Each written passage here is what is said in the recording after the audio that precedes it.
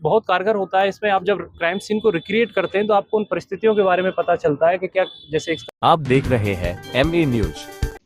AIIMS गोलंबर हादसे में जांच तेज, क्राइम सीन का पुनर्निर्माण। नमस्कार, आप देख रहे हैं एमए न्यूज।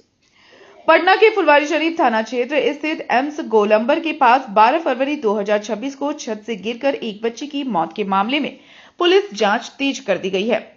घटना के बाद पुलिस ने तत्काल मौके पर पहुंचकर जांच शुरू की थी। मामले की गंभीरता को देखते हुए वरीय पुलिस अधीक्षक के निर्देश पर नगर पुलिस अधीक्षक पश्चिमी की निगरानी में विशेष जांच टीम गठित की गई है। अनुमंडल पुलिस पदाधिकारी फुलवारीशरीफ 1 के नेतृत्व में टीम तकनीकी और वैज्ञानिक तरीकों से अनुसंधान कर रही है। आज जांच को सटीक दिशा देने के लिए घटनास्थल पर क्राइम सीन का पुनर्निर्माण किया गया।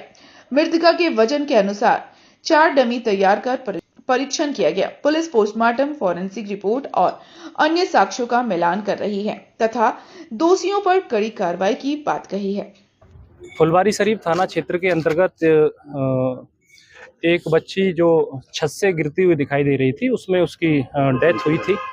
तो उसके संबंध में एक SIT का गठन किया गया था SDPO फुलवारी 1 के नेतृत्व में, और जिसमें अन्य थानों के भी अनुसंधानकर्ता थे। तो उसी की क्रम में ये अनुसंधान चल रहा था। तो उसमें आज क्राइम सीन को रिक्रिएट किया गया है और इसमें 4 जो डमी थे, पुतले थे उसके बच्ची के वजन के बराबर, लगभग वो डिफरेंट एंगल से FSL के द्वारा गिराए गए थे।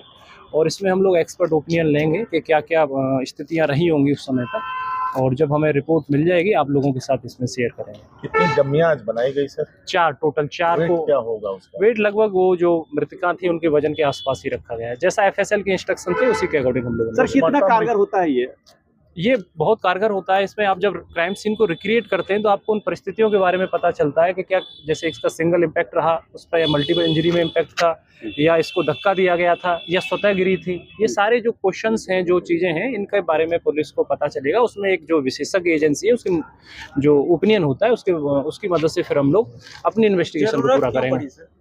जरूरत इसलिए पड़ी कि एक ये चीज होती है कि कहीं ऐसा तो नहीं है, क्योंकि जब उसमें हमें पोस्टमार्टम की रिपोर्ट मिली तो एक क्वेश्चन ये भी, जिसमें सेक्सुअल असॉल्ट की पुष्टि नहीं हुई थी, तो एक क्वेश्चन ये भी उठता था कि क्या किसी ने धक्का दिया है या स्वतः जो बच्ची थी वो कूदी है वहाँ से। इस पर क्लैरिटी तभी आएगी जब इसमें वैज्ञानिक ढंग से और साक्ष्यों के आधार पर चीज़ें क्लेरिफाई होंगी। उसी को ध्यान में रखते हुए उसकी जरूरत है। इससे क्लियर हो जाएगा। जब क्राइम सीन को रिक्रिएट किया गया है तो हम लोग इसमें क्लियर हो जाएगा। फिर इसमें हम क्वेश्चंस फ्रेम करके पूछेंगे जिन जिन बिंदुओं पर पुलिस को डाउट है। तो इसमें एक्सपर्ट ओपिनियन ये लोग अपना देगा।